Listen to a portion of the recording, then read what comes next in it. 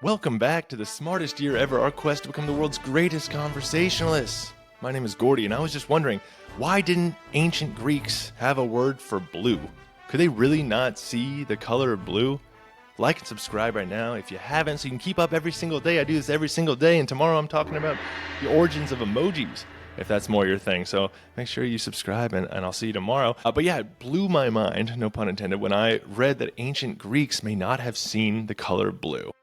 There's even a 2011 BBC documentary called Do You See What I See? And it talks about the issue of cultural color perception.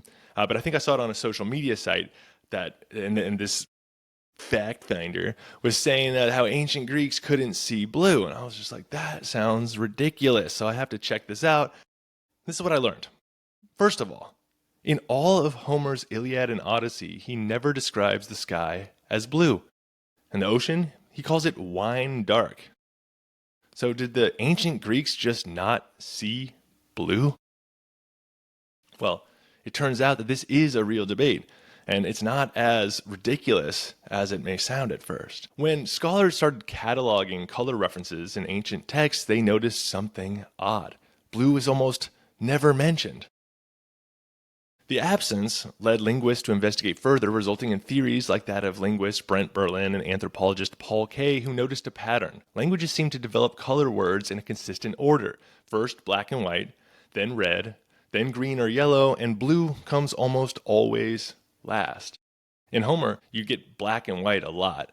Red and yellow show up. Green is rare, but it's there. But blue, nada. Not once is it mentioned.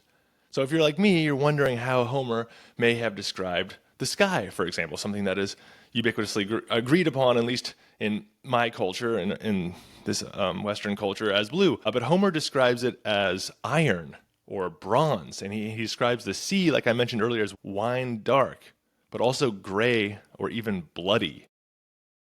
So if you're like me, you may be pretty skeptical of this entire thing. Like, it just sounds too juicy to be true, So I had to dig a little deeper, and I also learned to be wary of even seemingly academically inspired sources. The Greek word kainos, which eventually evolved to cyan, was used for things like storm clouds or dark eyebrows.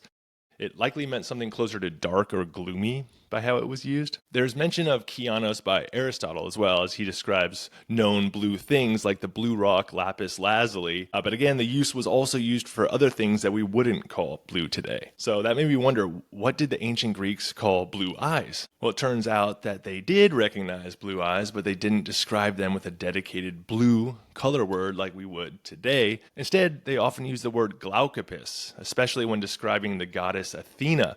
The word is famously and ambiguously translated in English as gray-eyed, bright-eyed, and sometimes even owl-eyed.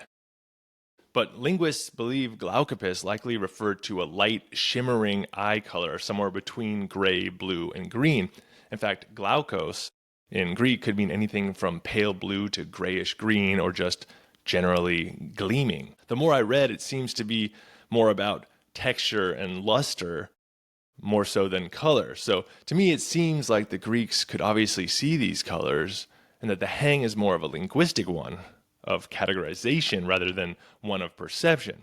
They describe the sea and sky with this glaucopis word too, but it's more of a gleaming quality, again, rather than a discrete color codification. But then to me, that brings up the question, then why is saying blue eyes, like we do, more or less accurate than saying sky or ocean colored? In fact, I could argue, or would argue, that the Greeks were using more descriptive terminology in a way. Rather than just lumping light colored eyes all under the blue umbrella, they were describing the brightness, the texture, and the quality of the perception. The fact that blue was often the last color to be codified is likely a product of the fact that bright blue wasn't a common color in nature, at least not in ancient Greece. Typically, the word for the color blue started popping up in cultures once blue dyes were introduced. So that leads me to the notion of perception. If your culture doesn't dye things blue or paint things blue or talk about blue as its own thing, would you notice it the same way? And I thought this was very cool. So some scientists ran color recognition tests on people from cultures with fewer color terms, like the Himba tribe in Namibia. However, the common things you read on the internet about these tests have been heavily influenced by a BBC documentary that recreated the study for dramatic purposes, which ended up being super reductive, and it catered to this notion that these cultures couldn't see the color blue. It wasn't really a study at all by the BBC. It was just a simplistic dramatization. So here's the accompanying image that went with the documentary. And like, you see that? So they were like, these Himba people, they couldn't even see the difference between any of these. And so this blew my mind for sure. And I thought, oh man, this is going to be a killer hook. I'm going to go viral on my shorts with this one. And I'll admit that I was tricked by this. I honestly had this one already recorded and ready to go last week. But then I took a step back and said, whoa, this seems too wild to be true. I was like so excited. I was texting my brother about it. And he's just like, that seems crazy. And I was like, yeah, you know, it really does seem crazy. Let me like go deeper. For me, this whole project really means nothing if I'm not a credible purveyor of facts. Like, I want you to trust me. I really don't want to say anything that would damage that. So I pulled the episode and I moved it back a week so I could spend more time researching it. And that's not to say that I'll never get something wrong or make a mistake, but I certainly try my best to provide reliable, well-sourced, good information. And this BBC documentary fooled me. So I'm glad I pulled it. But in reality, the actual study on the Himba people, the study's effects were much milder. The Himba study was about linguistic categorization affecting perception, speed, and accuracy, not about the literal inability to see blue, which the BBC program failed to drive home. And it makes sense. You think about that. It's hard to just describe a color without comparing it to known familiar things. Here's what we do know about the actual study. There really were differences in speed and accuracy of color discrimination tasks. For instance, the Himba might be slower or make more errors when distinguishing colors that fall within a single category in their language but are distinct in English, and vice versa. So this suggests that language does influence cognitive processing of color, but it doesn't limit perceptual ability, if that makes sense. So in other words, the study did indeed find that people were less likely to distinguish colors that don't have distinct names for them in their language, but it's not like they couldn't see the blue color as different from the green colors.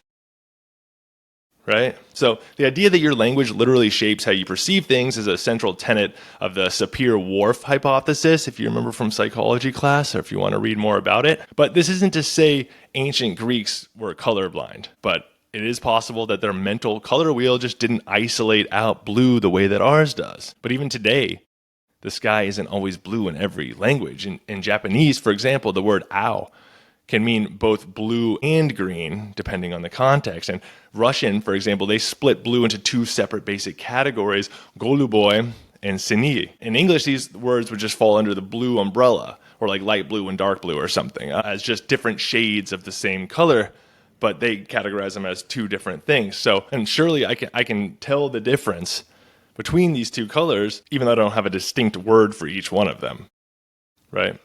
So the ancient Greeks almost certainly saw the color blue, but they may not have thought of it as its own thing. I don't know. Let me know what you think. I'd love to hear if you have a language or are you from a culture that has different color categorizations? Because let me know. I think that'd be super fascinating to hear about. Again, I was really excited to be able to say they didn't see the color blue, but this seems like a very nuanced thing, but there is some truth to the idea that language influences cognition. So thank you to all my sources, which can be found in the YouTube description. Leave me a comment, like, rate, subscribe, all of that. Share it with someone who likes this sort of thing. At Smartest Year everywhere you can find me. Go check out the short version on all the social media platforms. In the meantime, stay curious and stay clever on our quest to become the world's greatest conversationalists. I will see you tomorrow in the Smartest Year ever.